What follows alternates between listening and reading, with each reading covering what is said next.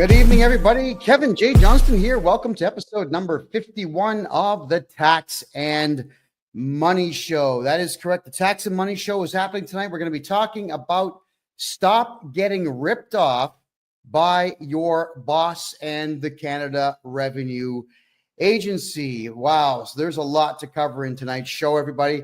It's been an unbelievable time. I do apologize that we've had a few issues here with the PC not working properly, but I think we solved them all, and we're set to talk for the entire evening on some very serious problems. All right, I'm just going to come right out and say it. We have a serious issue in Canada, not just with the Canada Revenue Agency. We have a serious issue with a severe lack of manliness, a severe lack of masculinity. I'm gonna tell a story. All right, this has been going on for the last little bit now with a client of mine, and this client of mine is guy my age. I'm 53. This client of mine is just about the same age, and he is working for a company that he owns. That is correct. He owns his own business. The guy is a contractor. And as the contractor, he would be looking to purchase items from various locations and sell them to people. So what does that mean? When you're a contractor who installs floors for a living, you're probably going to go to a flooring supply depot. At least anybody who wants to make money would do it that way, because you're certainly not going to just make it up as you go along. You're going to go to the supply depot and you're going to buy what is what's needed. And in some cases, what you will be doing is working closely with the supplier. So let's just say, for argument's sake, I decide to go to Home Depot and buy carpet and then install it in someone's house and mark up the carpet, let's say 20, 30%, and then charge for my labor on that carpet. I'm going to make a couple of bucks. I am not working for Home Depot. If I went to Rona is the other big one in Canada, or Lowe's in the United States, if I went to any of those and bought carpet and installed it, I most certainly I would not be working for either one of those companies either. When you buy something from somebody, you don't work for that company. And if you choose to mark it up, that is entirely on you. You still don't work for the manufacturer of the carpet, and you don't work for the store that you bought it from. That's just how it is. And if, let's say, Home Depot or Aiken Heads or Rona or any of the other guys that are out there were to state that you do work for them, well, they're actually committing fraud, because money is going to be changing hands in some way, shape, or form if someone is lying and saying that you work for them when indeed you don't.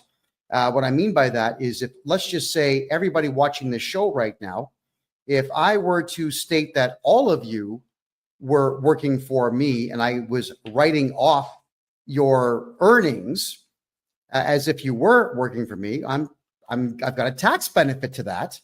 And I am a liar, and I would be a fraudster, and I should be punished severely by the law if I'm going to be lying to everybody, the government and someone else, stating that you work for me when you really don't.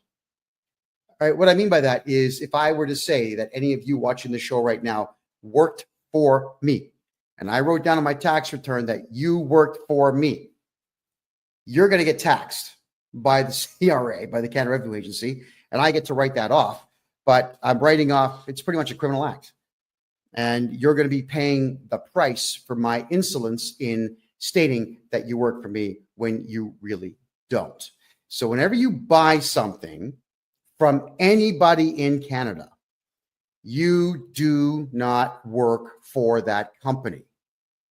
You're simply a customer. You could also be known as a contractor. That is fine, but you still don't work for the store. Doesn't matter what you buy. You buy gum, you buy drugs, you buy Coca-Cola, you buy Pepsi, so we don't have preferences. You buy yourself a hamburger. You do not work for the retailer. You're a customer. Well, I have a client that came to me, again, my age, who is having some serious tax issues. Now, I've got permission to tell the story minus his name, but in this tax issue that he's having, we went through all of his files and the numbers didn't match up.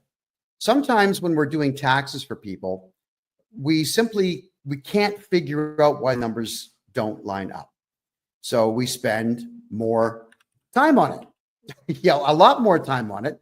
And it gets a little frustrating sometimes because there are some tax returns that just don't make any sense at all. So we'll go through them and then a second time, and then I'll say to my CPA, well, could you check this out? Because it ain't jiving with me. I send it off to my accountant. She looks at it. She can't figure it out. So we have to assume that something is excessively and extremely wrong with that tax return, which is fine. This is what I sign up for. So when I tell you that you're paying a certain price to get your taxes done, I'm not going to up the price because it's harder work. That's not what I do. And I'm not complaining. This is not a complaint. I'm not saying it sucks to do extra work. I don't shy away from hard work. But when something doesn't make sense, my detective brain kicks in. Many of you know that I used to be an investigative journalist. I used to do private investigations in my 20s. I did process serving court papers. We did skip tracing, looking for people all over the world. It was a lot of fun. And I do have an investigative style brain. I'm always looking for answers where they may or may not exist. Well, we tracked down an issue for this client. And that issue was that this client was listed as an employee of a store that he has never worked for. And they had put down what are called a T4A. Now in Canada, not the United States, we're talking Canada now, when you are employed by somebody, at the end of the year, they're going to give you a T4 slip, which says, we are X company and John Smith works for us and John Smith made this and we deducted this much tax from John Smith and all the things that go with it. So that T4 slip is your employer snitching on you to the Canada Revenue Agency about how much money you have made. And when they do that, well, when you snitch on yourself, the only thing that the CRA is going to do is find some way to screw you and take your money. That's what they do. That's what these people, they're evil as hell. That's what they do. All right, let's go back to it now. The client in question has, for the last 8 years, gone to a place called Ritchie's, Ritchie. And for those who are watching here, I'm going to show you an image of it. This is the Ritchie's logo. They're out on the East Coast. They're in New Brunswick. And Ritchie's is a flooring supplier. That's what they do. They supply flooring. They have a lot of products in there. They're kind of like a Canadian Tire or who else would they be like? No, that's pretty much it. They would be like a Canadian Tire. For our American friends, a Canadian Tire is a place they usually have a mechanic shop and they have a whole bunch of mid-range, mid-grade stuff for sale. Sports gear, camping gear, stuff for your home and whatnot. It's all pretty mid-range. Well, that's what Ritchie's is. They've got a lot of mid-range stuff and they have some higher end stuff. This is another version of it here. And here's a couple of the clowns that run this place. My understanding of this Ritchie's store is with them functioning in first off, they're in St. John, New Brunswick on Rothsay Avenue.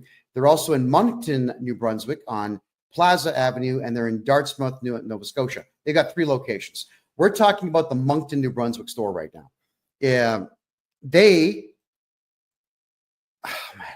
I can't even tell this story and take it seriously, It's just so irritating. So what happened is they got audited 15 years ago. I'm going to back the story up a little bit here. They get audited 15 years ago, and it scared the hell out of them. Strange how this group of millionaires, a couple of brothers, the Ritchie brothers, a couple of brothers who are multimillionaires are afraid of one little old auditor. And this auditor goes through their store and, like a bitch, these guys did everything this auditor told them to do. Show me your records, show me your books, show me your cash, show me your client list, show me your supplier list, show me everything. Everything I want to see, show me. And they did. And they ended up paying a lot of money because they were stupid, didn't get a lawyer. Now, they should have lawyered up for that. They didn't kick the guy out of their store. They didn't have a security guard there to say, buddy, you got to go. They didn't make any phone calls of any kind to anybody. They just completely cooperated with this auditor. Now, here was the problem with what this auditor had done. The auditor told them, oh, you've got guys, contractors that come here and buy stuff from you. And do you sometimes get these contractors to do work for your store? They said, yes. And then the auditor asked if these contractors work independently. Like, do they actually register corporations or register companies and just buy supplies from you and then go out and do the job? They said, yes. Now, the auditor lied at this point. The auditor says, well, if you have any contractors that are buying supplies, you need to put them down on what is called a T4A slip, which in Canada is the same as a T4. And it says that you make commission. So it's your earnings. It's you snitching on yourself, saying that you make commissions. Please tax me on these commissions. But the problem is this CRA auditor told the store to lie and commit fraud so that the Canada Revenue Agency could make more money. So for the last 15 years, this Ritchie's floor supply plate, cowards, absolute cowards, have been putting T4A slips out on all of their customers. Yeah. So if you're a customer of this Ritchie's place in Moncton, New Brunswick, they literally are listing you down as an employee of them on commission sales. So if you ever wonder why, as a purchaser of goods from this Ritchie's chain, why your tax bill is so high, it's because they're lying. It's because they're actually telling the Canada Revenue Agency that you work for them. So I wanted to do my clients' taxes, and I realized, here's something that has to happen. Is I'm going to put forward a series of legal documents when I do this tax return for the guy, stating that there is no T4A. It is completely fraudulent, and we have to file a police report, which I will. And I'm going to tell the Canada Revenue Agency, you cannot allow these T4A slips, which state that my client who's never worked for this store is going to be taxed by this store. Got to cancel them. Cancel the T4As. That's what the store has to do. So I made a polite phone call to this Ritchie's place, and I end up getting the name of Tracy Delahunty. Tracy Delahunty. And I make a phone call, and I'm very, very prim and proper and polite, and I just introduce myself as the tax agent and legal agent for my client. And I explain that we have a slight problem here, that there appears to be a clerical error. I never come out and just accuse people right off the bat. I say, we have a clerical error here. It would appear that you have mistakenly put down my client as an employee of your corporation. And I'm wondering if we could get that corrected, please. Boom. She just starts screaming at me, this chick. I'm not going to repeat all the stuff that she said, aside from the gist of the story, which is, we're not going to do that. We got audited. We're never going to get audited again because of you. We're not going to reverse that. We're not going to cancel the T4As. He works for us. I said, well, I'm afraid you're wrong. Well, it's the government.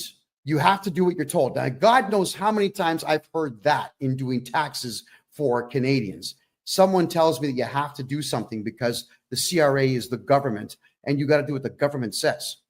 No, you don't. You've got the right to remain silent. Anything you say can and will be used against you to either put you in prison or take your money. So shut up. Stop talking. So I explained, look, that's actually incorrect. And the T4As that you're issuing are, unfortunately, in your case, fraudulent, which opens you up to lawsuits. And when I cancel them with the CRA, you're going to get audited. They're not going to know why it's being canceled. So the first thing to do is they're going to call me to audit my client. I'm going to say, nope, you're not going to audit my client. Not now, not ever. So then they'll go to the store and they'll audit you and you've already cooperated with them before, you believe that you have to, so you're going to go through another audit. And when you've got a store that's equally as big as most Home Depots out there, the auditors will take their time. They'll spend weeks there. They'll cost you time and money and effort and irritation, because it is really irritating to have one of these jerks in your place, in your place of business when you're trying to do business. There's nothing worse than someone asking questions that are completely irrelevant to the task at hand. Now, with me, the task at hand is making money. It's making money. When I'm talking to clients, they're paying me for my time. We get them tax money back. They pay me for my services. I'm making money. My clients are making money. If someone's asking me to do something for them, like, I don't know, fold the laundry or do the dishes or whatever, that don't make money. So the answer is no. Well, occasionally I get phone calls from some branches of the Canadian government wanting to talk to me about my attitude problem. I say, look, guys, this ain't going to make me money. So no, I'm not spending time with any of you. Yeah, whenever the government of Canada calls me, I always tell them, it's guys, I charge $300 an hour for my time. So if you got a Visa or MasterCard, we're going to run that for you now, and then we can have a conversation, to which, of course, they always say no. So we want to make sure when you're a client of mine that you're never dealing with auditors. Well, this store is now going to have to deal with an auditor. She says to me on the phone that, look, honey, I've been doing this for 10 years. I know everything about taxes. That's what it sounds like. I said, well, if you've been doing taxes this way for 10 years, with all due respect, you've been doing them wrong. We put auditors in prison who harass my clients. That's how it works. No, you don't. Well, yeah, we do. I'm a private investigator by trade. I'm a tax expert here. We hunt them down. We file charges. We make sure it goes all the way through. At the same time, we cancel the audit. So you don't have to put up with an auditor in the future at all. In fact, I can help you keep these auditors away. But right now, my concern is my client. I'm being polite. My concern is my client. Could you please just cancel these T4A slips? He does not work for you. Then she pulls the same crap that every feminist out there always pulls when they are losing an argument or they have nothing further to add, but they still want to win. She says to me that, oh, you're just being too aggressive. You're too aggressive for me to talk to. I'm going to have to end this call. I said, no, you're being aggressive. I'm actually afraid of you, and I'm going to end this call. So I ended the call first. I always repeat back the words of feminists whenever they throw nonsense at me, which is exactly what she did. So you would figure at this particular point, I'm going to bypass the accountant for this company, and I'm going to call the multi-millionaire owner of the place, the Ritchie brothers. Supposedly they're men. Well, we know differently now. I call. I don't get through. I call again.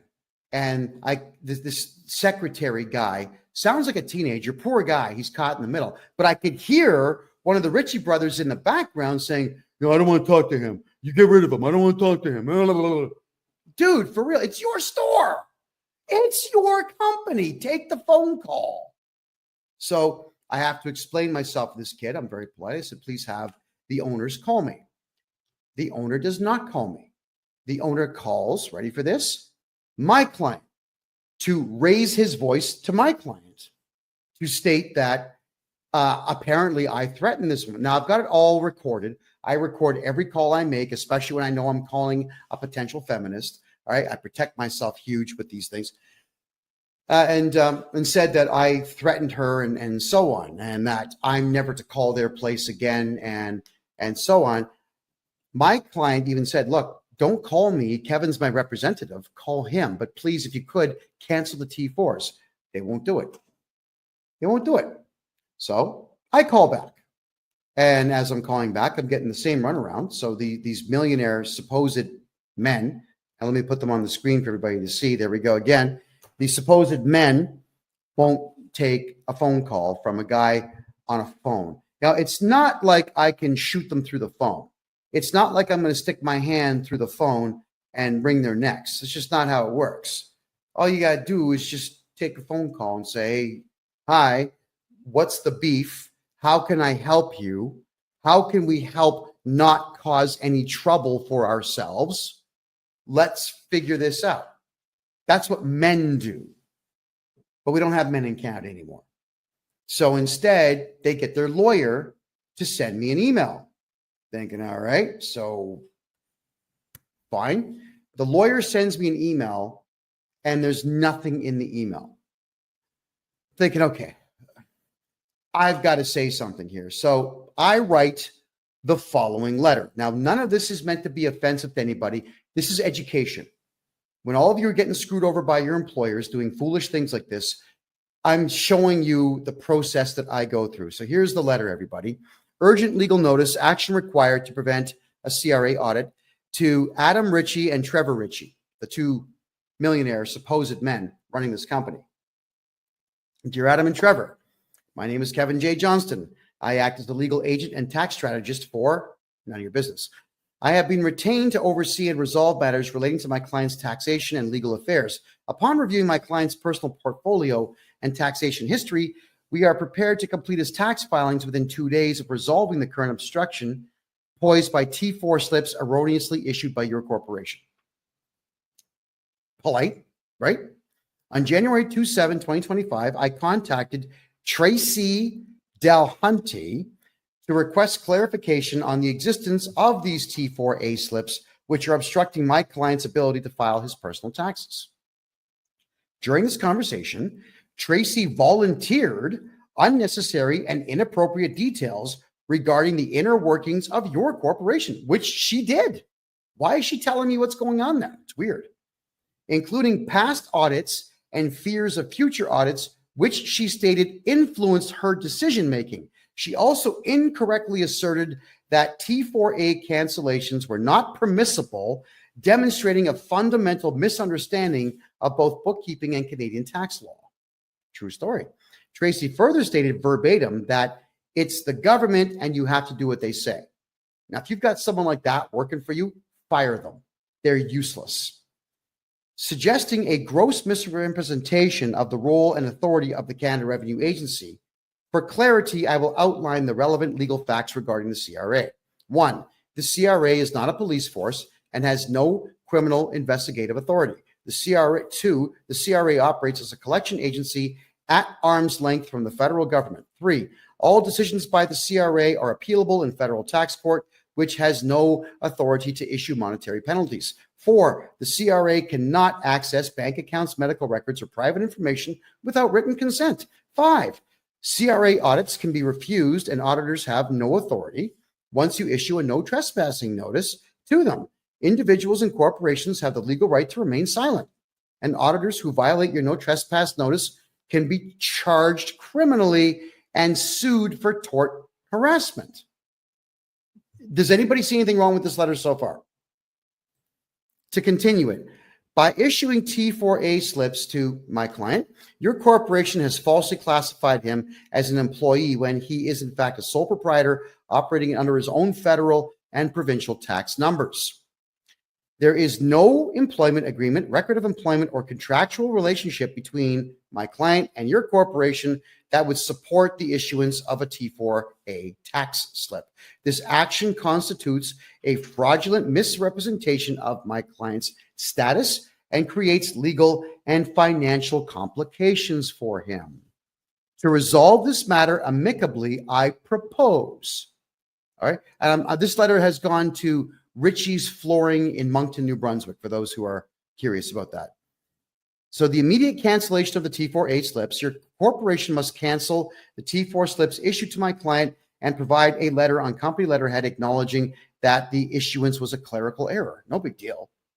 This letter will be submitted alongside my client's tax return to the CRA to rectify the situation. This corrective action is legal, straightforward, and cost-free. It's free. It doesn't cost anything to fix a tax clerical error in Canada. All right? Nothing. Alternative resolution. If you choose not to cooperate, I will proceed to revoke the T4A slips on behalf of my client by submitting the necessary documentation and legal arguments to the CRA. This action will include notifying the CRA of the fraudulent classification, which will result in an audit of your corporation. Should this occur, I will provide full testimony supported by evidence to ensure that my client's legal rights are upheld. Because you got to remember, I don't care about Richie's. They're not my client. I care about my client, the nice man that pays me to do this. Let me be clear.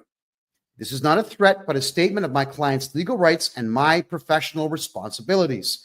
Additionally, I must state that Tracy's behavior has been unprofessional and unbecoming of someone in her position. If my client decides to pursue legal action for tort fraud, I have already committed to representing him pro bono, which means free. And I will represent him free of charge, because this Tracy woman, she really got my back up. I mean, most of the time, the average person has no capacity to get on my nerves.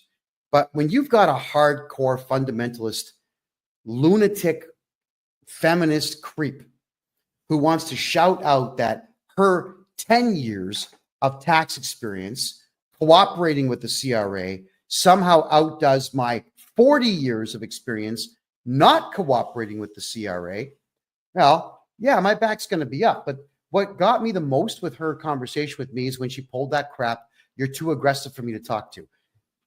I wish we were allowed to slap people that said that, because that is just the most crass thing that you can say to someone. You may as well just admit that you're a loser and you have no capacity to debate.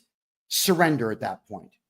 So here we are talking about Richie's, who doesn't want to be talked about. And I'm just getting started, by the way. So I tell them it's in your best interest and the interest of the corporation to resolve this matter promptly and correctly. Please provide confirmation of the T4A cancellations and the requested letter by February 3rd, 2025 to avoid further complications. Signed, me. All right.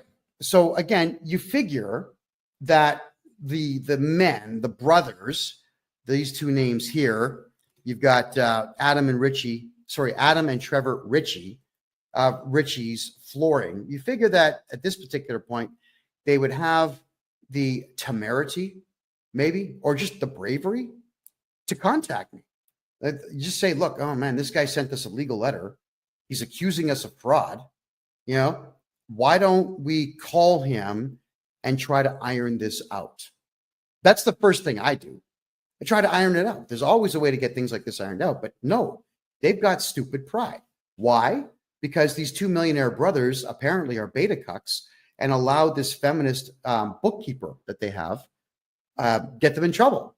They sided with her. Fine, they're allowed to, but I'm pointing out that they're still committing fraud, whether they have silly pride or not.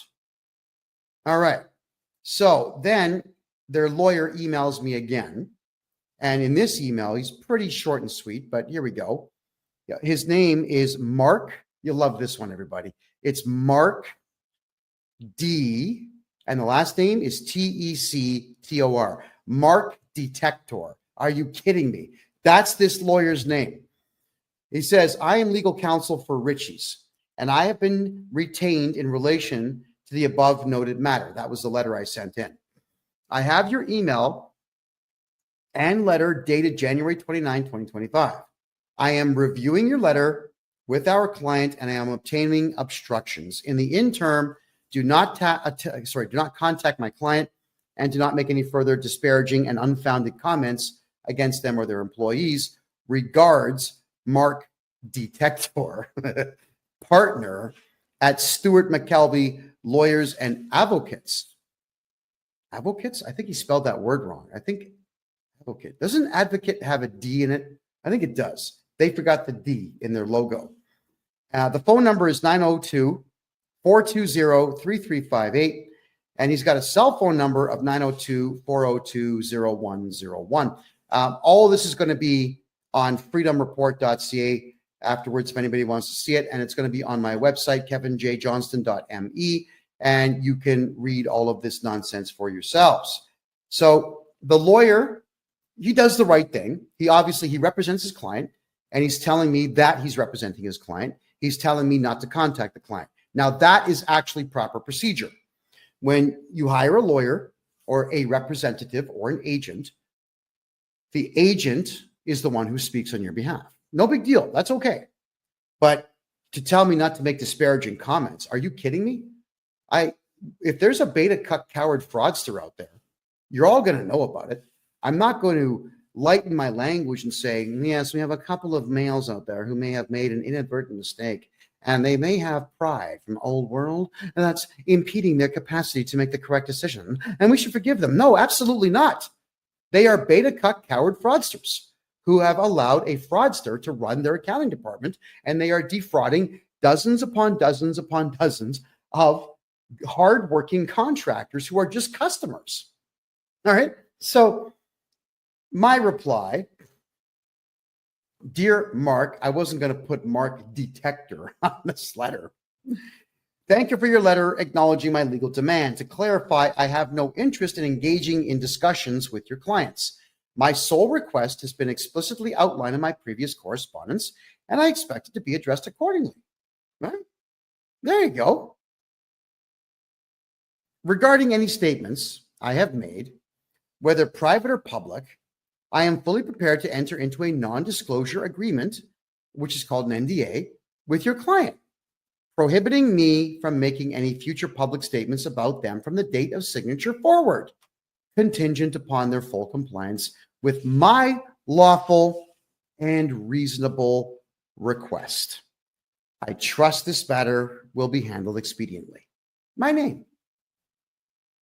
Okay, nothing to argue with there. So what I'm saying here is that you have a couple of beta cuck fraudsters running this store, interfering with the tax return capacity of me, and literally lying to the Canada Revenue Agency about people who work for you that don't. And I'm going to tell the world about it. But had the lawyer read this letter and told his clients, hey, you know what? This big mouth, this big mouth from Canada that never shuts his big mouth, who's on the front page of every newspaper in Canada, will shut his big mouth, everybody, if you just cancel the T4As. I mean, if I was the lawyer, I would tell him, look, don't be a friggin' idiot. Just cancel the T4s and we'll draft the NDA and shut this guy up. That's fair, right? Well, not in Canada. You see, Canadians are not as smart as Americans when it comes to this whole NDA thing. Canadians have stupid pride. They get their backs up over nothing. And they always say, no, I'm not going to do anything he wants. Okay, fine. So I'm going to tell the whole world how much your company and you suck. That's my right. And I'm also doing it as a warning to all of you out there to pay attention to what your employers and your suppliers are doing, because it can really affect you negatively. So he comes back with this really short letter. Mark Detector tells me, we have now had an opportunity to review this matter with our client. The claims in your letter are without merit. Well, which claims? The claim that your client sucks, or the fact that the Canada Revenue Agency has no power whatsoever to force somebody to break the law? I mean, which one is wrong according to you and your client? So telling me that something is baseless, that it bothers me, not because I'm getting my back up. Lawyers are losers. Almost all of them are losers in Canada. They're not smart enough to get my back up. But the point is, this lawyer should have made a proper presentation to his client and explained it. He didn't. He comes back with this really short, terse, ridiculous nonsense.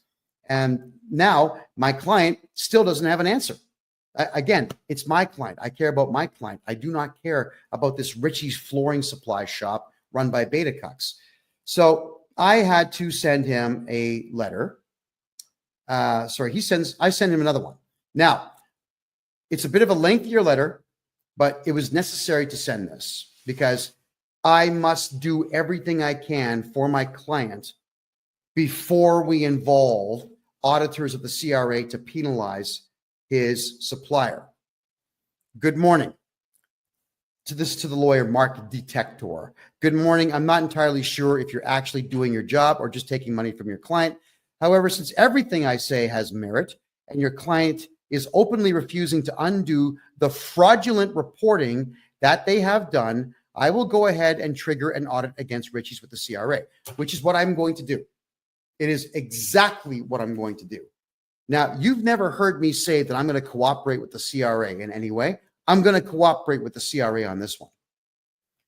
At this point, your client is fraudulently laying claim that my client is a staff member so that they can, ready for this, so that they can engage in higher write-offs, which I am calling exactly what it is, tax fraud.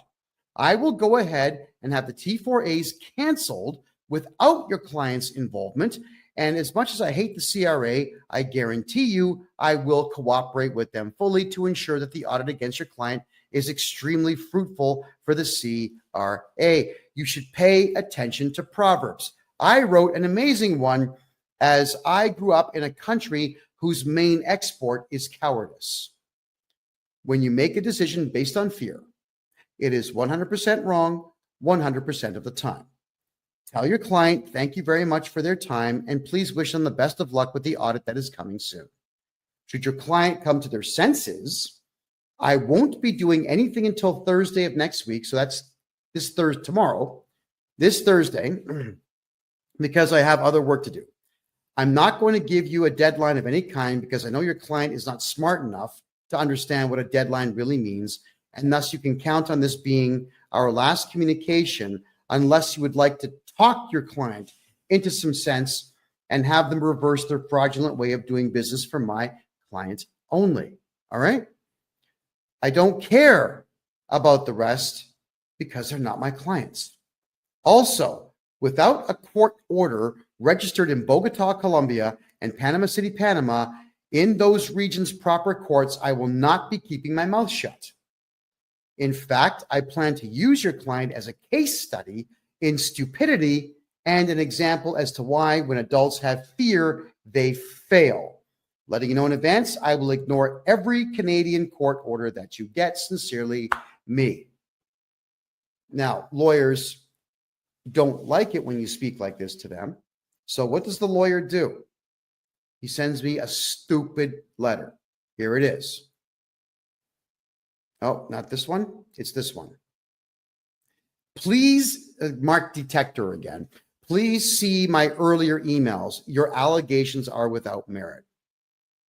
My client reserves its rights in relation to any actions or defamatory statements you may make. First off, that's grammatically incorrect. My client reserves their rights. There you go. Not its, their. Okay, so I don't make defamatory statements. I use funny language to tell the truth. I can come right out and say, Richie's does not do business properly. That's not funny. But the millionaires who run Richie's Flooring Supply in Moncton, New Brunswick in Canada are a couple of beta cuck fraudsters who are absolutely gutless and will not take accountability for their illegal activity, and nor will they even pick up the phone when a gorgeous hunk of man looking like this makes a phone call to them to simply have them spend 5 minutes fixing a problem. My God, these guys at Richie's, this is their store one more time, right? I'm trying to understand how these guys got rich. And then I did some reading into the company, and they didn't do it. The brothers didn't do it. Their father did it. So these rich losers just got daddy's money when he died, and they're going to run this place into the ground because all they're doing is committing fraud. And they have a lawyer who's not doing his job. You know, your lawyer should really give you hell. When you're doing something stupid, it is your lawyer's job to say, look, yeah, I'm representing you, and you're this close to violating the law, so don't do it. Right? He's got to give you hell. Do you know, in Canada, whenever I would say something publicly, I would go to my lawyer and I would ask him, like, look at the script that I want to discuss tonight. Is there any chance that the Canadian government will hit me with a hate speech charge if I say any of this? And if he says there's even a 1% chance, I don't do it. I've got a lawyer on retainer so I can ask these questions and make sure that everything is going to be copacetic. Yeah. And when my lawyer says don't do something, yeah, all right, okay, I'm not going to do it. because I pay him to watch my back in the legal arena. That is his job. He does his job well so that I can do my job well, right? So let's continue here. With me getting such a short reply from this guy, there's the reply again. I thought, you know what? Obviously, these negotiations have completely broken down. They are not going to comply. So I'm going to go ahead and report fraud to the local authorities, and I'm going to report fraud to the Canada Revenue Agency, an institution I hate, an institution I never cooperate with at all. But because these people got my back up just a little bit, congratulations to them, I'm going to make sure that it happens. And if I need to be on the phone with the auditor, explaining everything to the auditor about these people, I am going to do so. It'll be the only time the CRA ever gets my cooperation. So I wrote a letter. Now, this one is less professional than most of the stuff I write. By my own admission, it's actually quite snarky. It was designed to be irritating because this lawyer is essentially saying, we're going to sue you for defamation if you tell the truth about our client, which I don't care about at all. There we go. So I say, dear lawyer, and I put the words without prejudice at the top of this letter, because in Canada, when you have the words without prejudice on a letter, it cannot be used as evidence in court because it's part of your negotiation to try to get to a settlement before court. That's what without prejudice means, everybody. All right, so I'm hoping that that legal term there makes sense. And by the way, nothing that I'm saying is legal advice. I am not a licensed lawyer. I'm just really good at legal documentation, and I'm really good in the courts because I've studied this stuff for 4 decades now. I hate it, but I know it. Well, actually, I shouldn't say I hate it because I like winning. I do like winning. I just hate the entire court system. But here we go. Dear lawyer, my allegations are fact. Let your client know that I will be helping others that they are double dipping on fight them in court if they choose to go the route of litigation. I will file a defense on any litigation your client files. I will not settle out of court. Should I lose, I will appeal. This will be as public as I can make it, and it will be very expensive for them. As I have studied law for 40 years, I have no legal fees. I'll be representing myself. Not true for your client. Side note, pride goeth before our fall. This woman that Richie Boys hired is really going to destroy them. Let them know that they should not act on her feelings because I won't be letting this one go. I'm going to use this case as an example of how not to behave in the accounting world and how to avoid eventually meeting me. That dumb working for them is dangerous as she is really stupid but believes herself to be a genius. She should be flipping burgers, not stealing from the CRA. I am not an unreasonable man. So this stupid shit ends upon cancellation of the illegally claimed T4As and possibly T5 forms for my client and my client only. When this is done, simply email me with Richie canceled in the subject line, and I will never need to communicate with you again. I will fix my client's taxes and move on. Let the Richie boys know that this can be solved with less than 30 minutes of effort, and that it will please me greatly to have this done right away. They really don't want me cooperating with the auditors of the CRA, which I will gladly do just to irritate that dumb ant they have working there. And that comes from the heart. Oh yeah, they will most likely audit them all personally when I request them to, which I will. Do what you will, Kevin J. Johnston. So these Richie's people, really, they need to grow some balls. They need to grow some sense. They need to gain a little bit of business acumen. And if you ever want to keep yourself out of lawsuits, Canada, you got to think like an American. I know all of you are saying, I hate America. Why? Why? Americans know how to do business. This type of thing would not come up in an American company. I've dealt with American companies thousands of times. And whenever issues like this pop up saying, listen, we got a problem. You're committing fraud and we're going to report you to the IRS. Like, whoa, wait a second. What's the problem? They will actually try to work with you. In Canada, everyone just gets offended, especially feminists. And this is the stupid stuff they do. So the lawyer did not reply. And I'm a little disappointed in that, but yeah, whatever. We did my client's tax returns as if he did not have a T4A form ever filed for him. And I am declaring in an affidavit, using all the legal knowledge that I have, to tell the Canada Revenue Agency that this stupid store, Richie's Flooring, is committing tax fraud. Now, here's the fraud, all right? Let's go back to the beginning of this story, where they got audited 15 years ago, and the auditor told them, if someone is buying supplies from you and they're a contractor, put them on a T4A. So the auditor told this store to break the law, and the store that did not get any legal advice has decided to break the law for 15 straight years by committing tax fraud times God knows how many people buy their supplies. Think about that. If I tell you to shoot somebody in the head and you do it, you go for murder 1, possibly murder 2. I go for solicitation of a crime and possibly accessory and possibly murder 2 as well. Don't think for a second that because someone else tells you to commit a crime that you're going to be absolved of it just by saying, I don't know. He told me to do it. Do you think really that's a defense in court? You're out of your friggin' mind if you think you're going to get away with using that as your defense.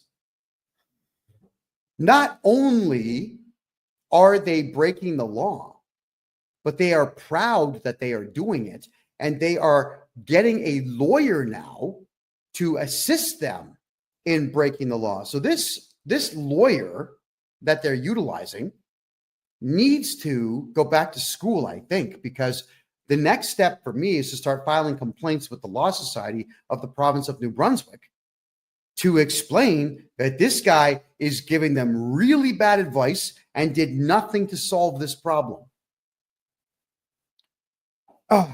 Well, if anybody out there would like to call Richie's, let's bring the information up right now. I'm going to share the screen right now.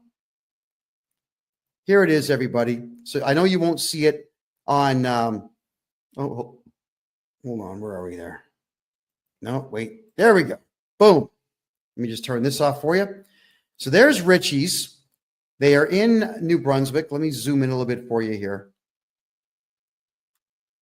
That's the store right there. Richie's Flooring Warehouse, 19 Plaza Boulevard, Moncton, New Brunswick. Okay, everybody out there who's watching on TikTok. Oh, sorry, guys. Is the audio better now? Is that a bit better for you? So everybody watching on TikTok, could you please put the phone number I'm going to dictate right now to you? 506 857 0400. All right. 506 857 0400. I'd like all of you to ask for Tracy Delahunty and ask her why she insists on committing fraud. Okay? Ask her. Don't be rude. Don't swear. Don't do any of this, but I need all of you to record these calls because stores that do this type of thing to people are evil. It is evil to do this, but we don't have to be evil. We just have to play the game the right way. So I'd like to ask you all, give her a call, Tracy Delahunty. Tracy Delahunty. Give her a call at that phone number and ask her to cancel T4A forms for everybody who is a contractor because it's illegal for them to double dip. Now, what do I mean by double dipping? Let me tell you right now. You see, these contractors in Canada, they're going to write an invoice. They'll write an invoice to this store for, let's say, $10,000 for services rendered. And then this invoice is also going to have the goods and services tax on it, which I think is 15% in that province. And the store will pay them and they'll be able to write off that expense. It's a contractor expense. It's a contractual staff expense. But what they're also doing is using the T4A slip to write that off as well.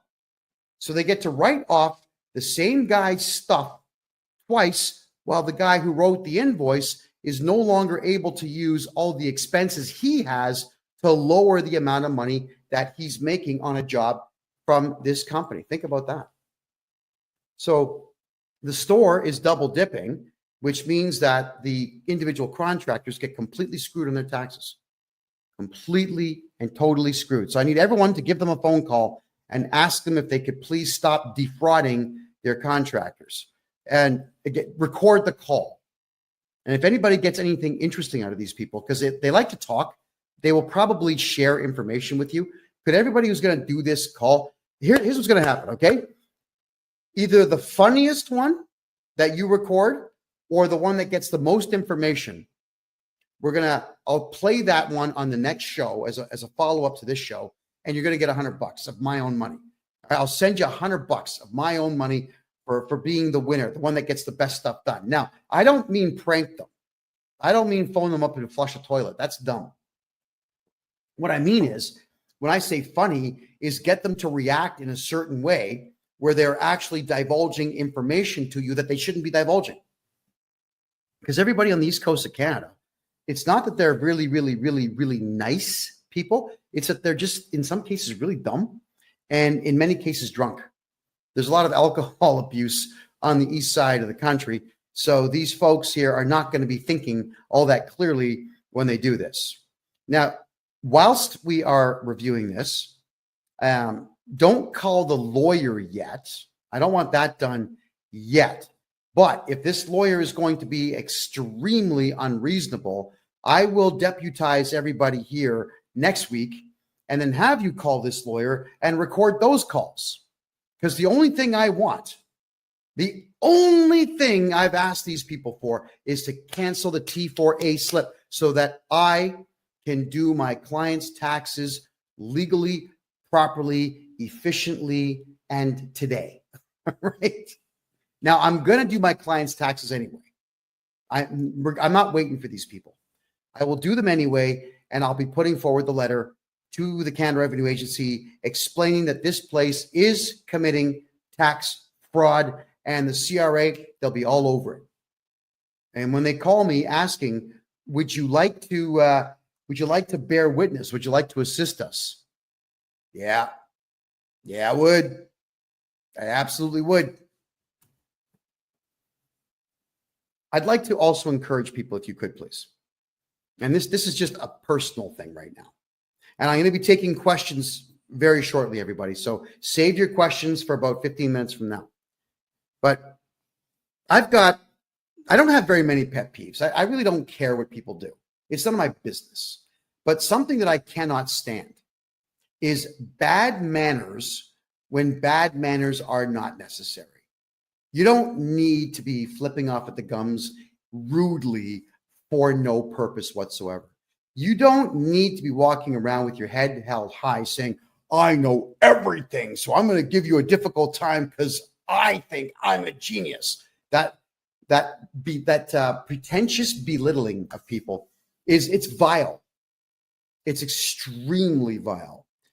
And it is something that during my journalism days, I would not say a word about it except for continuing to put the microphone in people's faces during interviewing them. Because the more angry they got and the ruder they got, the funnier it was on YouTube and Rumble and all the other websites out there. It was good content for me to upset someone by just asking questions. But you see, I'm not a journalist anymore. And there's absolutely no reward whatsoever for me tolerating bad manners. And I won't.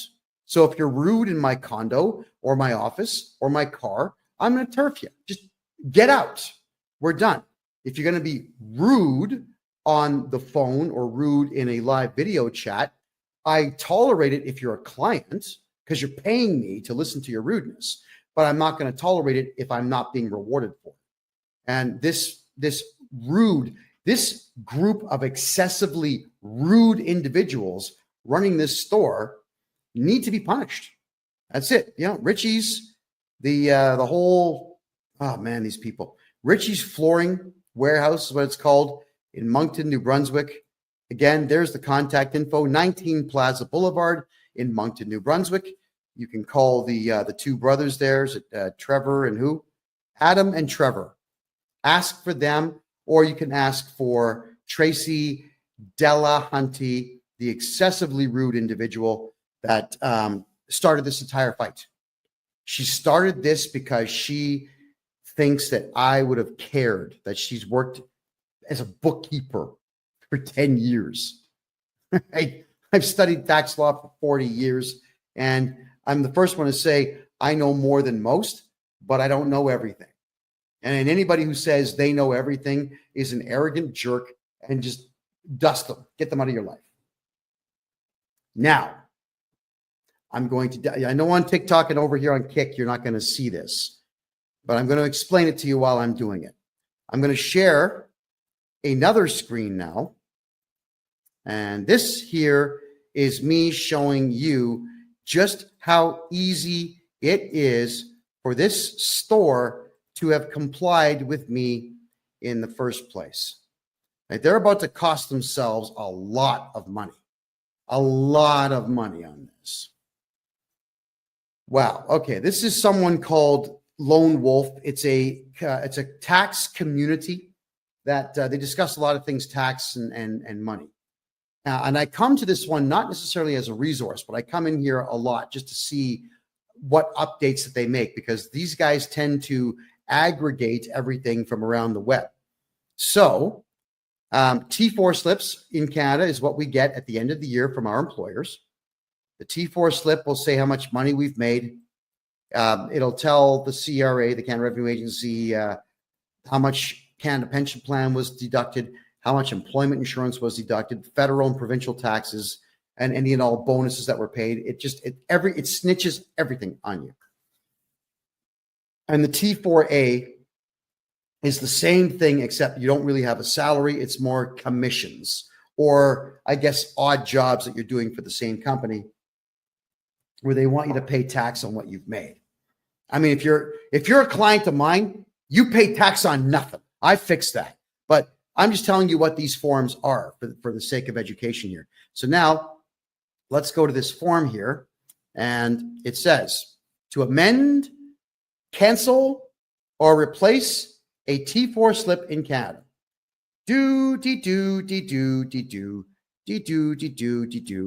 Cancel a T4.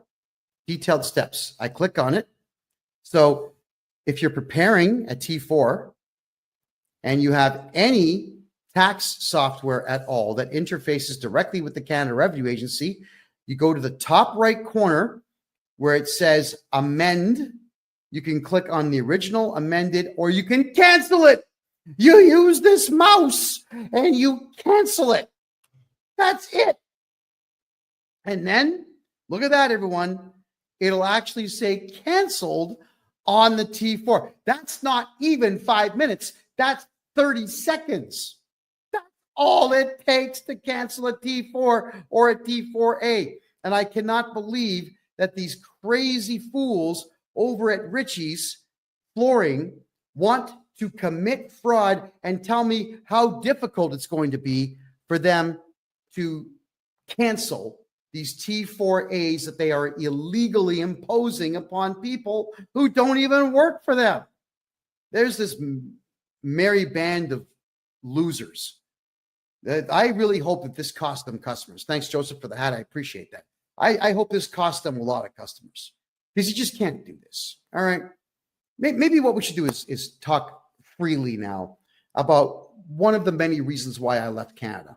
For my American friends watching this show, I'm a Canadian citizen, born in Toronto, raised right next door in the city of Mississauga, which back in the 80s was a phenomenal place, and I wouldn't give you $5 for the entire city now. It's a dump. It is a dump. All right. I left Canada because you really cannot get anything going in Canada. It's very difficult to do business there. The taxes are out of control, unless you know me. The other problem, though, is Canadian arrogance. It's unprecedented everywhere in the world except for one other country out there, and that would be France. French people and Canadian people are arrogant to the nines. They think they know everything, and they act like they do, and they cannot wait to tell you how offensive they find you. You know, that doesn't make money.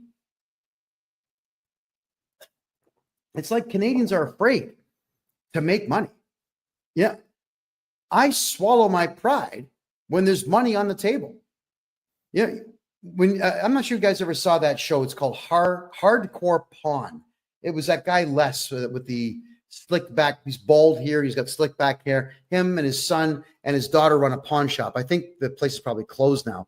But in Detroit, cameras would follow crazy people going into this pawn shop, and it's just nuts the way people would behave. But this guy, Les, I loved him on the show because he always told the truth. Hey, I see money on the table. You've got my interest. I want to make a deal. And I'm the same way. There's money on the table. I want to make a deal. Oh, what's that? You're asking me to fix a clerical error so that I don't have to spend $30,000 on a lawyer?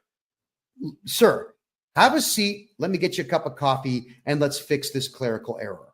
And we get it fixed. And we shake hands. And I walk him out the front door politely.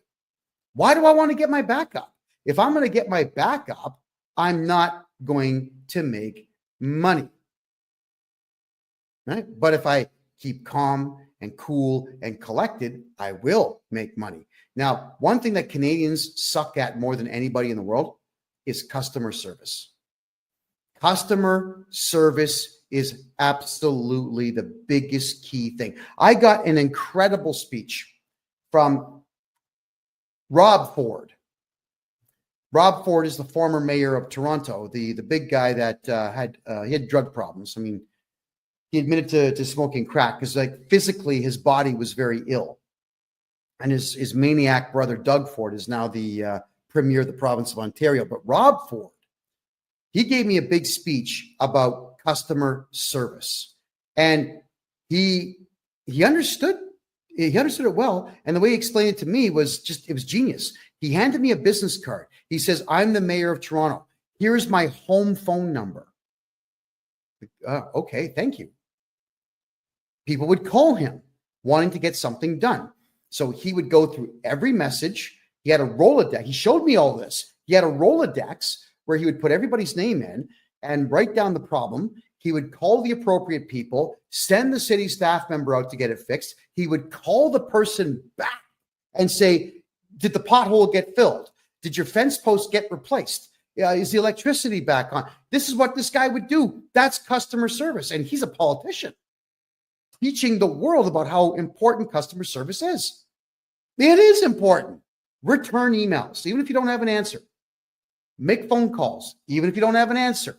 Return faxes, return letters, return whatever it takes. With me, I go through my client list, and even if I don't have the job done, I just call my client and let them know, listen, we had a delay because I'm looking for some information. We put a request in for it. We're not going to have it till Thursday of next week.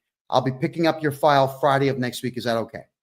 Just people want to know that everything's going to be okay. And if you are a good customer service person who actually cares about their customers, you're going to do just fine. Serve that shit out of your clients. Serve the hell out of them, because if you don't serve your customers, someone else will. The Americans get into business to make money. They are there. They're pounding the pavement. They want to make cash. With Americans, it's a complete revolution of goods. Get the goods in the store, get the goods on the shelf, put the sale price on, get them out the door, make the money, replace everything tomorrow. Canadians are, and the boxes are here. I'll do it tomorrow. Some customers in the store right now. But that's the way Canadians are. And when you're like that, you're going to lose.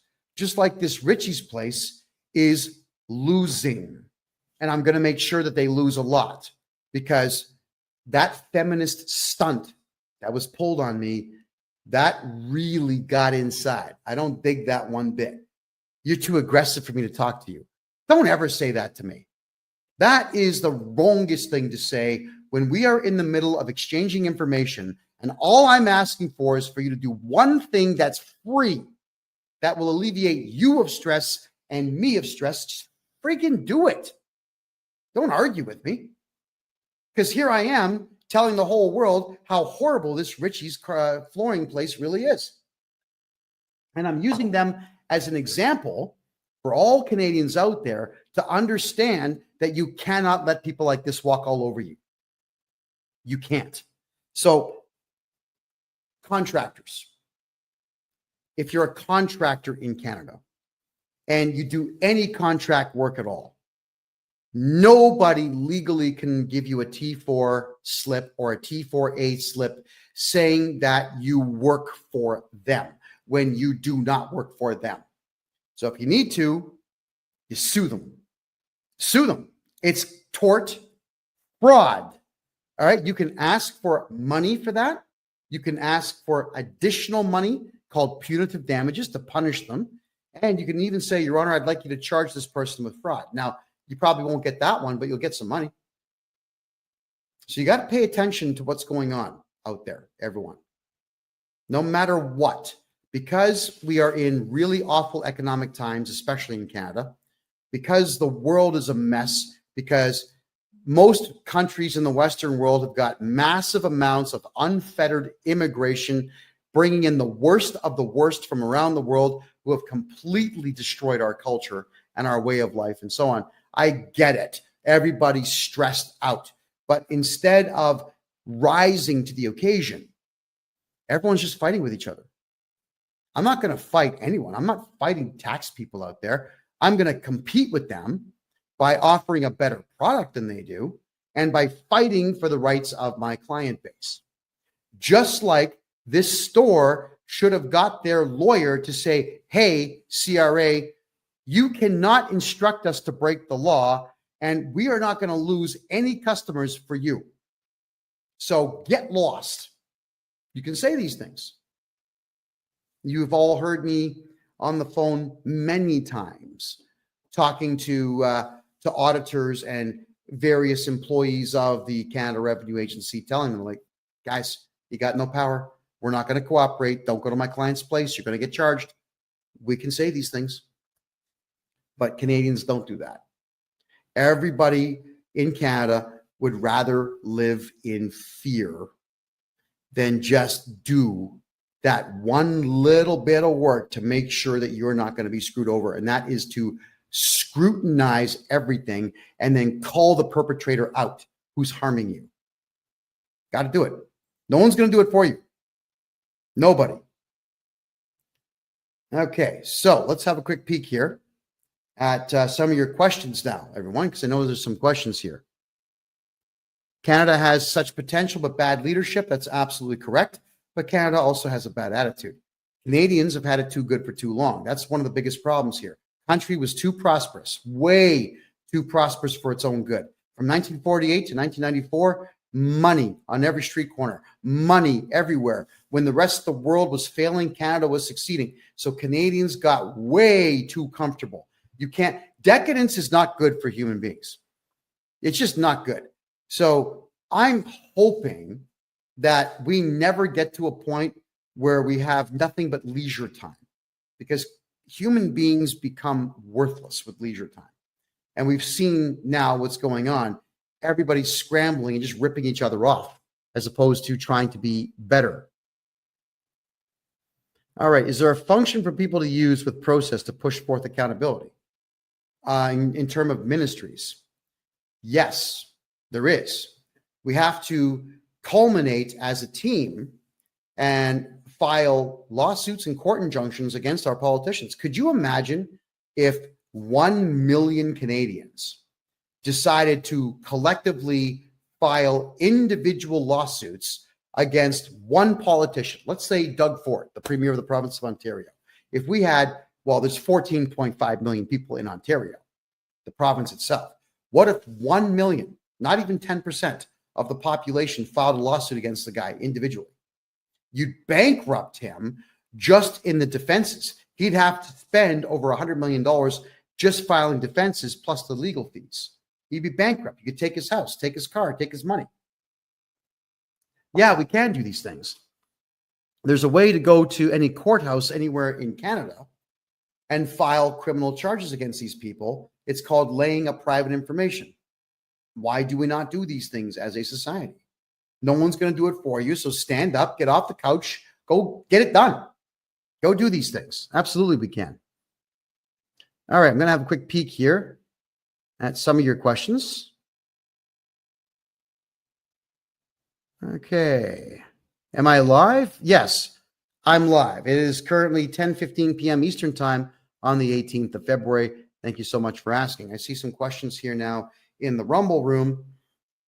Boris N65, you just ordered a 60-minute call. Excellent, Boris.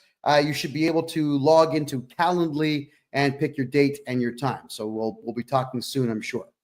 We got there. Real MGTOW. Kevin, have you guys been able to clear up your tax backup? Yeah. I mean, our tax backup is, we'll call it under control. We have a backup of, say, 2 weeks, but that's standard during tax season for any accounting company. We developed a brand new software package that's going to blow your mind, everybody. Imagine this. Well, actually, let's just work with the real numbers. No, so I'm going to do this for everybody right now. Let's do this right now. I'm going to bring up the income tax calculator. This is a website called Wealth Simple. I'm not even sure what they do, but it's a handy little toy to play with. All right. I know that you're not going to see it on TikTok or on Kick, but I will state what it is that I'm doing here. So let's turn this off. If you have a look here in the province of Ontario, if you make $100,000 a year, the federal tax is $14,000. The provincial tax is $6,986. Canada Pension Plan and EI, which is employment insurance, ends up being $5,105. So on 100K, you're losing $26,136. Now, what bothers me about this is when a corporation is filing taxes, what they've got to do is they have to take the CPP, the Canada Pension Plan, and the employment insurance, and they have to match that. That's right. So for every employee that you have making 100K, you have to match the Canada Pension Plan 100%, and you have to match the employment insurance by 140%. Wow. So the rough number, if you look at it right now, the rough number is going to be about $5,800 per person per year that you have to spend for nothing. It's infuriating is what it is, because the Canada Pension Plan is going to be empty by 2032. And EI, I don't know if any of you have ever tried to get employment insurance, but I can assure you, you're not getting it. So why are you paying into it? Oh, yeah, so that third world invaders can get money for free to the tune of $5,000 a month. No, thank you. Not interested. So what we do now is we've got a payroll company in place, and the payroll company, we charge no fee for this.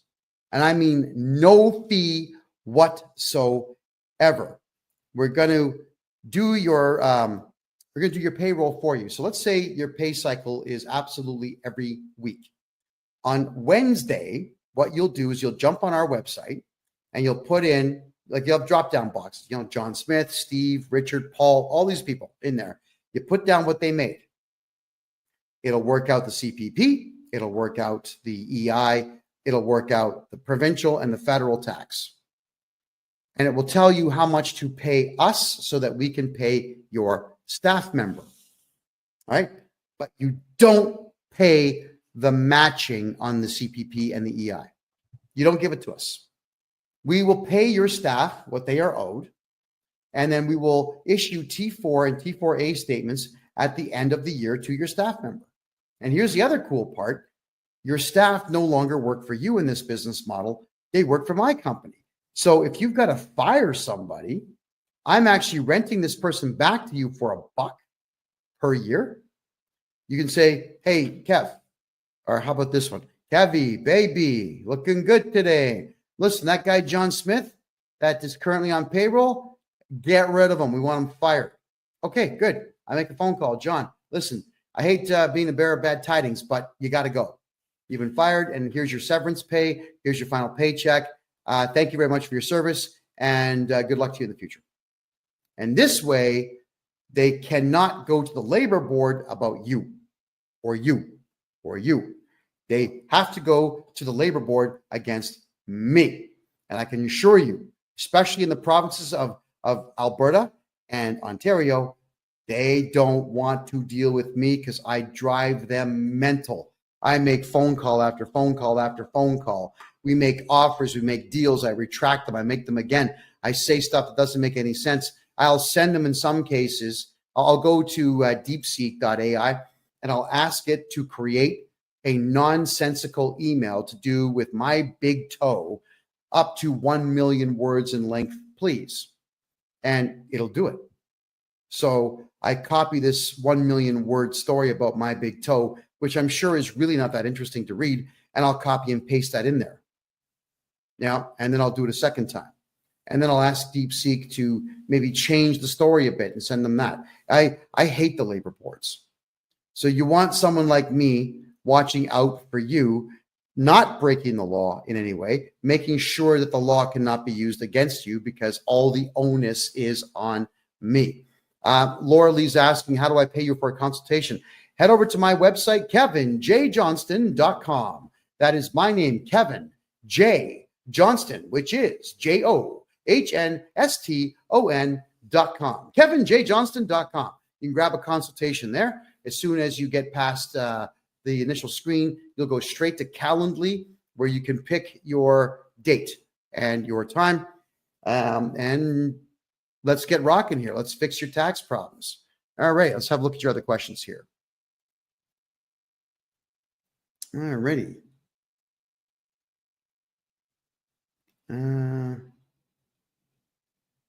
All right, guys, I don't really want to get into politics. All right, so for everyone who's asking me about politics, I'm staying out of it. I did my last political show on the first Tuesday of 2025. I don't care anymore. I had a lot of fun. I did a political podcast for 7 straight years. And we cost a lot of politicians a lot of money. I thoroughly enjoyed my time. But I'm a tax guy now. I'm enjoying taking money away from the Canada Revenue Agency and giving it back to the people. So don't call me Robin Hood because I don't look good in tights. Just call me, I don't know, call me a hate-filled maniac for hire, because I am, when it comes to these CRA people, I am a maniac. I can't stand them. I hate them with all my heart. So I go to town on these idiots, and they don't like it. And they typically back down because they have absolutely nothing that they can do to stop me from doing what I do best, and that's irritating people. And my mother always used to tell me, son, you could irritate Jesus. Now, and when I said thank you with a big smile on my face, that was not the response she thought she was going to get. But that is a compliment, and it is extremely true. What's the best province in Canada for business? Suppose it's like, well, what are you doing? If it's prostitution, it's British Columbia. If it's drugs, it's Quebec. If it's drugs, the second place one would be Ontario. If it's drugs, third place would be British Columbia. If it's drugs, fourth place would be Alberta. But if you're looking for which province has an economy that's growing, the only one is the province of Alberta in Canada. All the other ones are shutting down. Everyone's leaving. Everybody is leaving. Yeah. I do taxes for people in Quebec. And Quebec is unlike every other province in the country that works on admiralty law. Quebec works on civic law. And civic law means that the province can do whatever it wants. And they do. They do whatever they want, which means the province of Quebec has their own provincial taxes, which are ridiculously high in comparison to the rest of the country. And they've got such ridiculous rules about property tax and whatnot that nobody in Quebec is making money. So everyone's leaving. They're all going to Alberta. But if you're in Quebec and you want to do business in Quebec, what I would recommend is you contact me. I'll open up a numbered corporation or 2 or 3 for you in Ontario. You can still do business in Quebec, but just make sure that all your invoicing goes through the Ontario corporation. You don't want the province of Quebec being involved in your business. Filing a provincial tax return in Quebec is really stupid because they will not leave you alone. Not ever. They are ridiculous individuals. Am I still active in opening offshore accounts in Panama to protect people's money? Si, oui, Absolutely. Of course I am. I adore doing it. We've opened bank accounts now for well over 100 people, and they're all doing quite well. They're all quite happy with it. The answer is yes. All right. What do you do if CRA launched assisted compliance programs for a 2022 farm loss?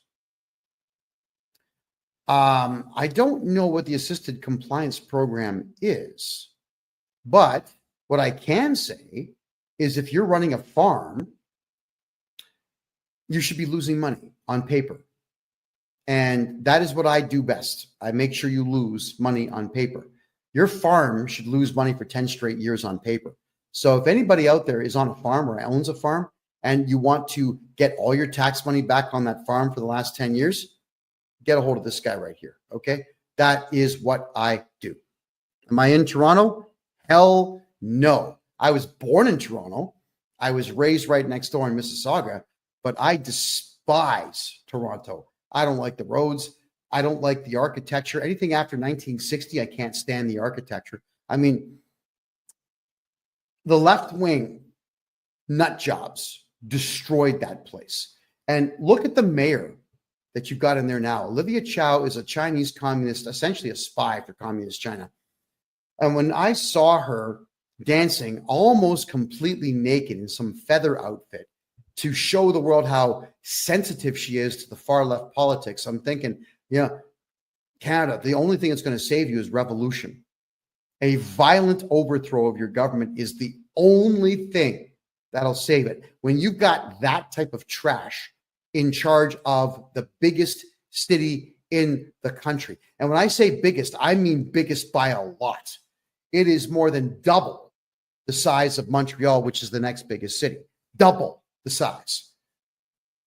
You can't have trash like that being the face of your city. But Canadians, you voted for her, and you're not throwing her out. So for me, the odds of me stepping foot inside of the city of Toronto again are zero. Zero. Unless, I know it's a joke, but I'm kind of partially serious. Unless some Kazakhstani terrorists showed up and said, hey, we got this nuclear weapon here. Here's the key. The battery still works. Would you like it? I say, well, sure. Just make sure that you can ship it to Front Street in Toronto, right? Beautiful. And I would clack it. I'd set the timer for 3 hours. I'd leave town. I know exactly what hill I would go to watch the mushroom cloud go up and just smile. I don't even smoke, but I'd crack out a stogie and I would just watch. I hate Toronto. I loved it as a kid. It was an incredible place in the 80s, even up to the early 90s. Now, it's just a dump. It is a dump. It doesn't matter that it's got big screen TVs everywhere. What does that matter? All it's doing is selling you stuff that you don't need. It's not like there's jobs in Toronto. It's not like it's a place you invest and make money. The condo market is completely dead in that place. Nobody can afford housing, and the taxes are the highest in the country by a lot when it comes to anything to do with the home. Food prices are 5 times the price they were in 1988 in Toronto. Why would you want to be there? You know, Panama City, I'm in Panama City, the capital of Panama. The subway system here is better than Toronto, faster than Toronto, cleaner than Toronto, and it's only 35 cents to jump on the train. 35 cents a ride. Tap your credit card, walk through the gate, get on the train. No violence, no strung out drug users sleeping there, no homeless sleeping in there, nobody picking on you, no one throwing things at you, nobody crapping in the corner. There's none of that nonsense here. You pull that stunt in Panama, the cops will work you over. You know what I love about the cops here is that they actually are really pleasant people until you screw up. And if you screw up deliberately and they identify you as deliberately committing a crime, they break out the old tonfas, you know, the billy club with the L shape, they'll crack you one. So don't be a criminal here. And I think Panamanians have got the message that it's not wise to be a crook here. And as a result, everywhere I go is safe. So Toronto, be damned. Not interested. All right. That's a good point, sweet guy. You're saying capital gains are 66%. That was actually not passed in the House of Commons. That was not passed in any legislature whatsoever, but the Canada Revenue Agency has chosen to do it anyway. Completely illegal. But if I'm your tax guy, there is no capital gains on anything that you do. I eliminate that capital gains garbage. It's gone. You got to get a hold of me. How do you save fees and taxes on the RRSP? I'm your tax guy. If I'm your tax guy, gone. I'm not going to tell you my secret because I'm the one that invented it, but it's legal. You want your RRSP taxes gone? Call me. What they're talking about there, folks, it's called the Registered Retirement Savings Plan. This was something that every TV network and radio station in the country before the internet was pushing on Canadians. I know because I fell for it too when I was a teenager, where they say, put some money into it every year, you get a tax break. And you can take all that money out when you retire. But what they didn't tell you was they'll tax it 48%. So you're just deferring taxes to your senior citizen years when you actually need the money the most. Yeah. And the other worst part of it is, everybody, is that the government tells you that it's for your own good. And that's the part that bothers me the most, is that they're taking 48% of your retirement savings plan from you and telling you this is for your own good. It's good for you that we're doing this. You're coming close to retirement age. You've worked 60 years to have nothing. And now we're going to take 48% of what you've made, and it's good for you. No, it's not good for you. And I will get you back 100% of all of your RRSP contributions, so long as it used to be just the last year. I can go back 3 years now and get those for you. So get a hold of me if you want that money back. Do I have an office in Toronto? Yes, actually I do. My criminal lawyer and my corporate lawyer are in Toronto. So if you need to drop something off at one of my offices there, let me know. But I don't come to Toronto. God, man, no. Oh, God, I hate that city. No, you won't see me there. You'll see me in places like Seattle, Calgary, Bogota, Panama City, Mexico City, Cancun. You'll see me in not Port-au-Prince. I'm sorry. What's the other one? The capital. Oh, Nassau, the capital of the Bahamas. You'll even see me in Trinidad and Tobago. You'll see me in all these places because there's money in the cities I've just mentioned. But Toronto, nope. Keegan's asking, can I get your calendar link? Yeah, just my name, KevinJJohnston.com. KEVIN, middle initial J, last name Johnston, KevinJJohnston.com. Get a hold of me there, please. And the calendar link is all yours to pick yourself a time. Okay, Sweet Guy says, I'm 65 and I've watched many of the major metropolitan cities just deteriorate to absolute garbage. Correct. So have I. That's why I want nothing to do with Vancouver, Toronto, and Montreal anymore, which is a shame because those were three amazing cities in the 80s, even the 90s. They were fabulous places to be. Now, no, forget it. Can't talk me into it. Is Panama safe for kids? Yeah. It's a very safe place, especially if you're a gringo.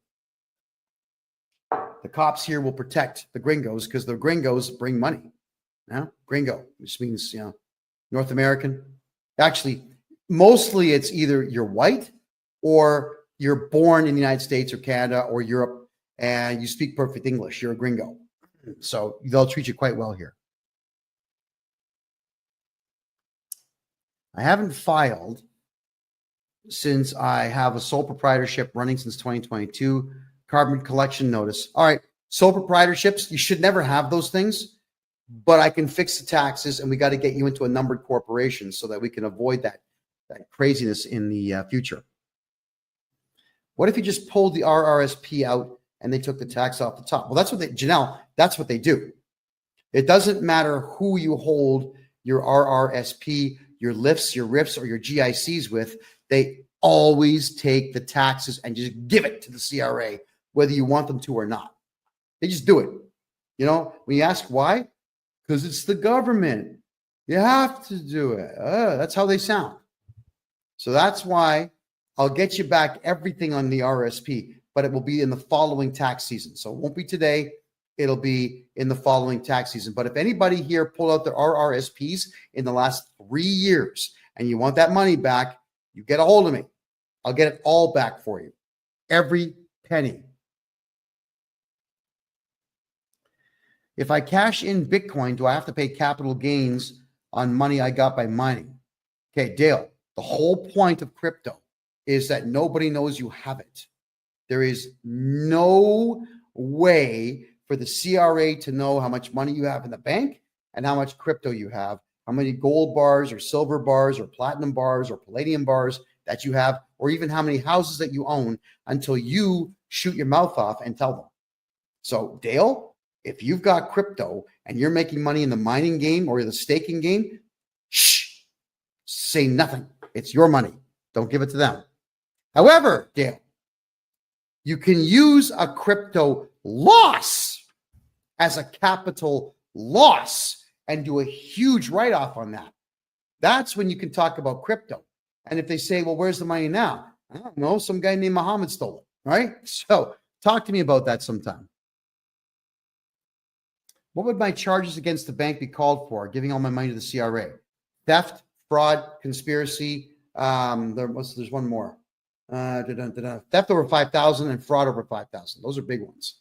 So yes, and I'm going to be teaching all of this. I'm going to have a course on this a little bit later this, or in March, I'm sorry, about how to file criminal charges.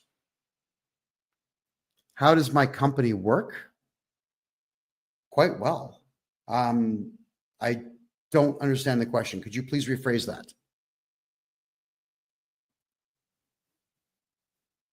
Okay, Keegan, if you're having an issue with the Calendly link, then I'd like you to immediately please go to the contact form on my website, the KevinJJohnston.me website.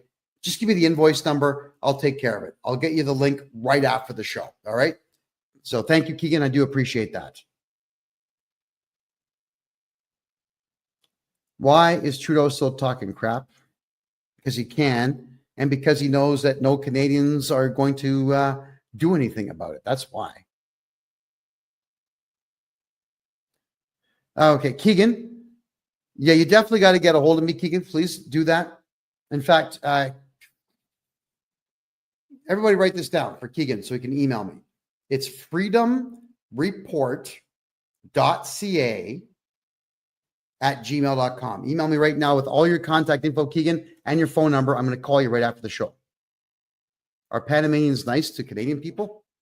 Yeah. Oh, yeah, they certainly are. I was having a good laugh today with a friend of mine.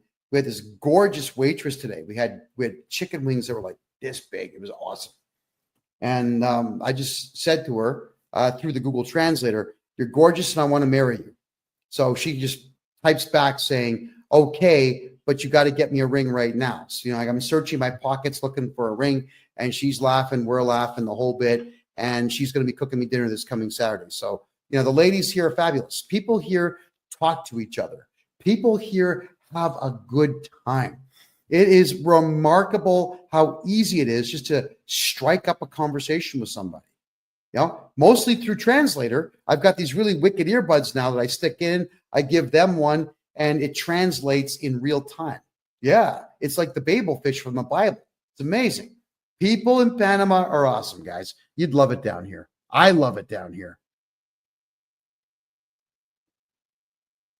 Okay, Clap. If you're talking about the banks breaching fiduciary duties and breach of trust, that's not a crime. That's civil. You can sue them for that. So you certainly can do so. And you should. What should I do? The bank account has been frozen by the CRA for the last 3 months. Mr. Fix-It, I have to redo your taxes for the last 10 years, get your tax balance to zero for you, and they have no choice but to unlock the account. That's the only way. You can appeal and fight in court, but it's ridiculous. Let me just redo your taxes. Get her done. There we go. And KD, you're saying pay your debt? Why? That's rude. Why? Okay, let's cover that for a second here, everybody. You all know that I used to be a journalist. And you all know that I've been to 3 major war zones during my journalism period. You all know that I went to the Myanmarian war zone and I went into Bangladesh. I had to go with armed soldiers. We had to carry machine guns, knives, grenades. I went into a war zone so dangerous that the soldiers told me through a translator that if you see 4 or fewer attackers, throw the grenade at them. 5 or more, hold it to your head and let it go off, because if they catch you, they will cut everything off of you and feed it to you. That's how gross these terror groups were. And the Canadian government is funding all that nonsense. As gross as it is, I'll just tell you the truth here, because I, to this day, cannot get the images out of my head. 2018 is when I was in that war zone. That's 7 years ago. 7 years ago, and I still remember all the dead bodies that I saw in the fields. Dead children, dead women, dead babies, slaughtered with knives that the Canadian government's paying for with CRA's money. Don't you ever come on my channel and tell someone to pay their CRA debt. Don't ever do that again. You're gone if you do. Do not pay the CRA anything. The Canada Revenue Agency right now is going out of its way to make sure that terror groups around the world have more than enough money to slaughter innocent people everywhere. I'm the only one that went to that war zone. The only one. There was not a single journalist that went to the Myanmarian war zone. They're not brave enough to do it. I was there. I saw this. I filmed this stuff. There was a court order put on me by the Canadian government saying that I could not release that footage. Well, guess what? I brought that footage with me here to Panama, and there's nothing stopping me from releasing it. In fact, I'm testifying against the Canadian government in Bogota, Colombia this September, and we're going to play all that footage. I'm not going to watch it. Look at this. Look at this. When you see that stuff, it never leaves. And I know that my country of origin is the one paying for death all over Asia and all over Africa and all over the Middle East. Don't ever tell anyone to pay their Canada Revenue Agency debt. I'm telling all of you, do not pay the Canada Revenue Agency. It's not like it's going to Canadians. It's going into the hands of killers and pedophiles and terror groups all over the world. So, you know what? I'm going to block that idiot. Just get the hell out of here. Nobody wants you here. Anyway, getting back to taxes. Do you have any representation office in Alberta that can do my taxes, or how does that work? D. Carly, we do everything remote now. You know, there's absolutely no reason whatsoever to have these huge brick and mortar places. Yeah, we have offices, but our offices are small. You know, they're like garages, you know, maybe 400 square foot places. They have enough room for desks, chairs, filing cabinets, and 2 or 3 people to work in them. Everything that we do is on screens. I've got the laptop here. I've got the phone here. I've got a second phone here. I've got a third phone over here. And I've got 2 monitors on a wall in front of me here where I can see everybody at the same time. Like, we're all connected all day long. We don't need it. And it's really, really, really efficient for me that way, because I don't have to be in Canada, a place you all know that I couldn't wait to leave. So I just can't stand the politics there. With me being in Panama, I am calm, I'm cool, I'm collected, I'm healthy, better diet. Look how clean my skin is just by eating food that there's no drugs in my system at all. I don't need all kinds of makeup and whatnot to keep this expression going. It's a matter of good food. I'm just healthy. My blood pressure is perfect. My blood counts are perfect. Yeah, I'm happy all the time. Why would I want to be there? I'm going to do everything remote. So get a hold of me on the website and we'll take care of all your taxes there. My CPA is in Ontario. My lawyers are in Ontario. Some of my team are in Vancouver and some of my team are in Alberta. We don't need to all be in the same place at the same time. It would be nice, but it's completely unnecessary. What does it cost for you to write a letter to the CRA? There's a couple different price points on that. It's either $350, $500, or $950, depending on the complexity of the case. So get a hold of me if you want that done. All right. Let me just check the Facebook chat rooms here. All right. What do I think of Vancouver? What, the city? That would be an all-day thing. I'm not going to bother answering that one. just let you know that I'm extremely disappointed in its downfall. It's not worth going to at all. Alrighty.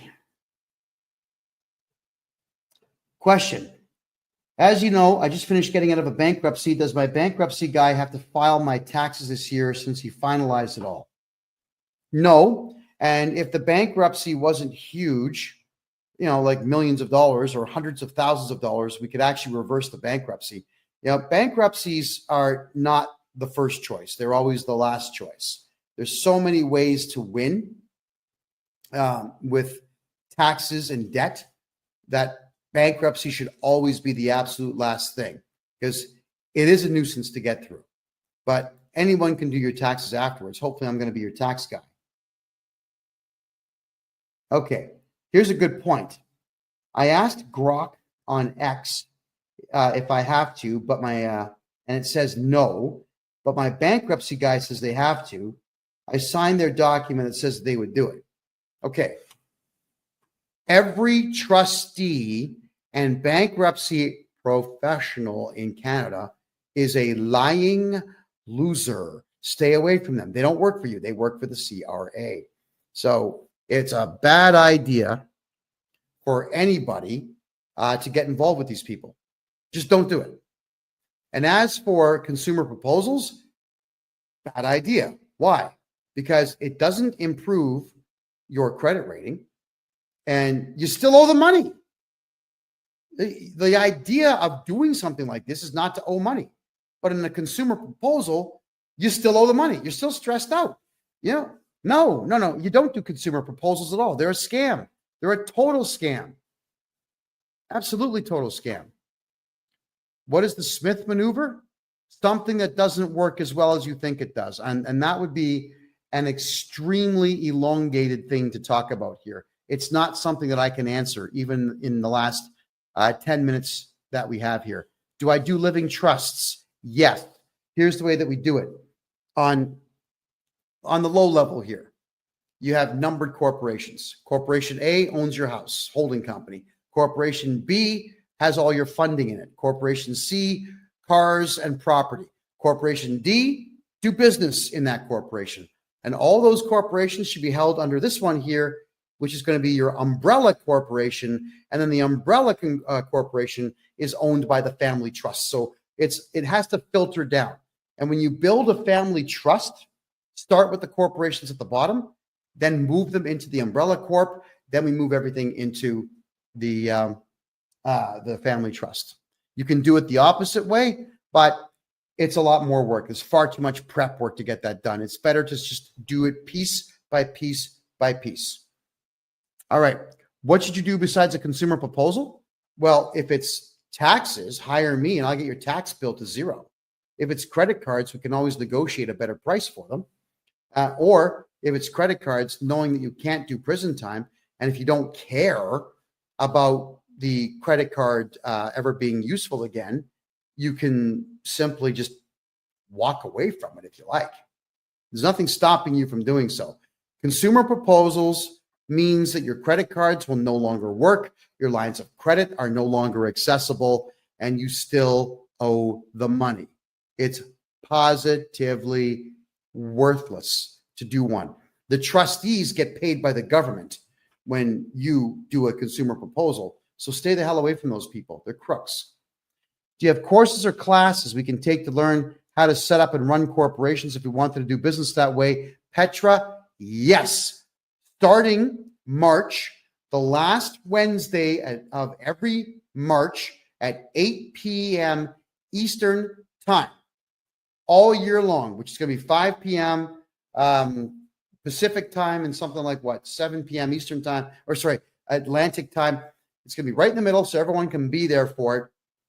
It's going to be a membership fee of $25 a month where you can come in and learn this stuff. It's going to be a private closed circuit meeting where everybody's on Zoom. You listen to what I say for an hour, and then we have a discussion, questions. That's how we're going to be doing it. Also,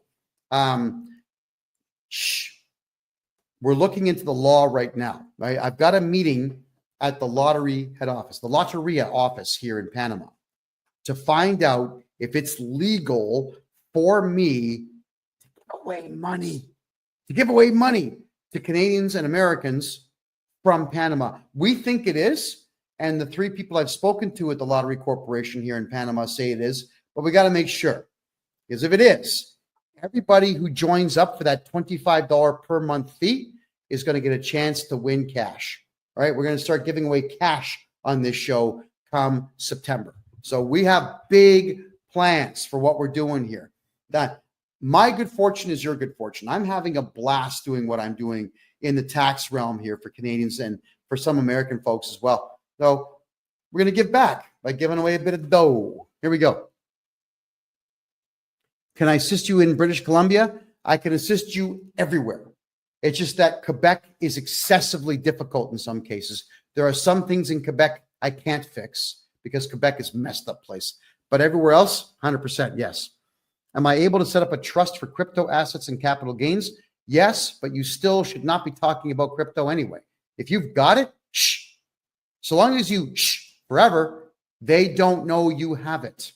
And if they call you and say, well, we're going to audit you, you call me and I get rid of the auditor and I ban them from communicating with you ever again. And if they do communicate with you, we charge them criminally.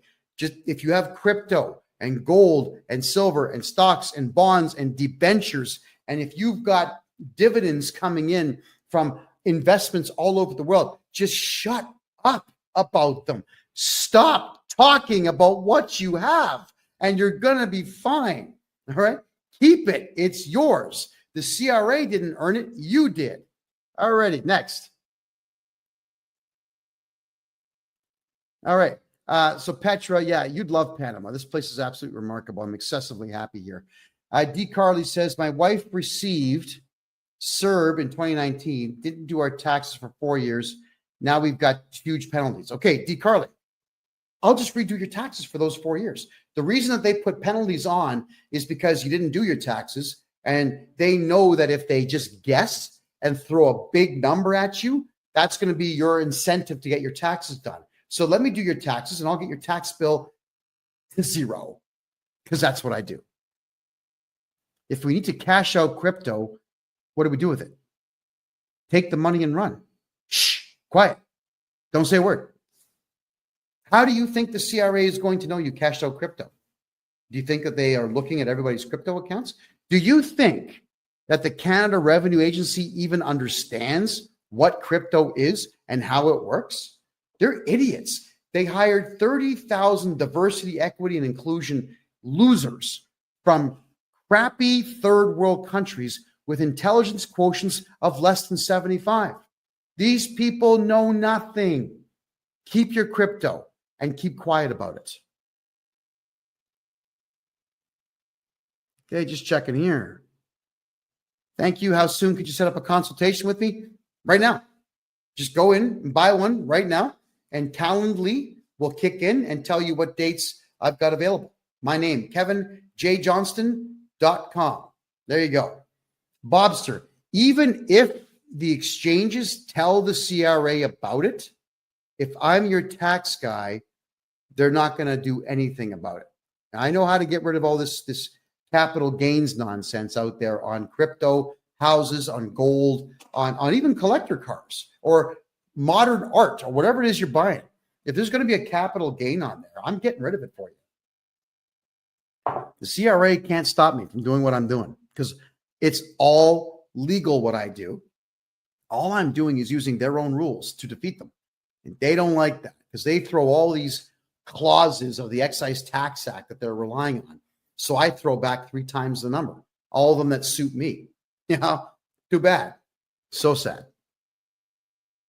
I need to hire you permanently for my personal taxes. How do I get in touch? Bobster, my personal website. Yeah, don't communicate with me on social media, please. I don't have time. But I've got a video that's just about to break 400,000 views on TikTok. And this video has something crazy like 950 comments on it. At least it did this morning when I checked it out. I haven't read a single comment. I don't even know what's there. I don't have time to go through social media. So hit me on my website, please, KevinJJohnston.me. That one's got the contact form for you, and you can simply communicate with me there. I'll get back to you as quickly as I possibly can. If I buy my house, am I going to have to pay capital gains? Not if I'm your tax guy. Absolutely not. There's no such thing as capital gains if this guy is your tax guy. Alrighty. And we're down to our last 4 minutes here, everybody. So I'll take a couple of more quick questions here, and then we'll draw our conclusions for the night and part ways for another week. As always, this show is going to repeat itself on Thursday night.